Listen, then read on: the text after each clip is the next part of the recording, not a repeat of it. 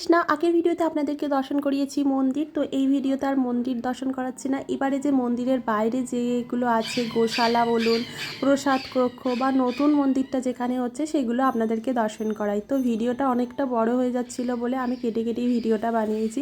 চলুন এখন দর্শন করাই গোমাতাদের। এটা হচ্ছে গোমাতার এখানে বিশ্রাম কিচেন, কিন্তু ওই ধারে অনেক গোমাতা আছে। আর এখানে চলছে যেখানে নতুন যে মন্দিরটা বানানো হচ্ছে, সেখানে আপনাদেরকে দেখানোর চেষ্টা করি যে মন্দিরের যে কাজটা চলছে। এই যে দেখুন, এখানে কিন্তু মন্দিরটা বানানোর কাজ চলছে।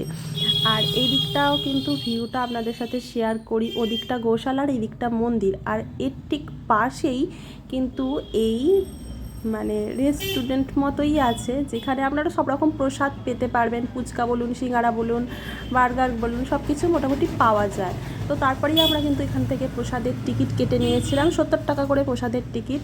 তো আমরা টিকিট কেটে আমরা প্রসাদ কক্ষের দিকে যাচ্ছিলাম। প্রসাদ কক্ষের ওই সাইডেও কিন্তু যেখানে গিটার ক্লাস বা খোল বাজানোর ক্লাস করা হয়, সেটাও একটা মানে আছে। আর এইখানটায় হচ্ছে রথগুলো রাখা আছে, এটাও আপনাদের সাথে দর্শন করাই। তো আপনারা যারা যারা আসেননি, অবশ্যই এইখানে আপনারা একবার আসতেই পারেন, ভীষণ ভালো লাগবে। অনেকটা বললাম মায়াপুরের মতো। তো আপনারা যারা যারা এসেছেন অবশ্যই আমাকে কমেন্টে জানাবেন। আর যারা যারা আসেননি, তো তারা একবার আসতে পারেন দর্শন করতে। তারপর আমরা এখান থেকে একটুখানি হেঁটে গিয়ে আমরা প্রসাদ রুমে চলে গেলাম। তো প্রসাদ রুমে এখানে আমরা প্রসাদ পেলাম। তো এখান পর্যন্তই। হরে কৃষ্ণা, জয়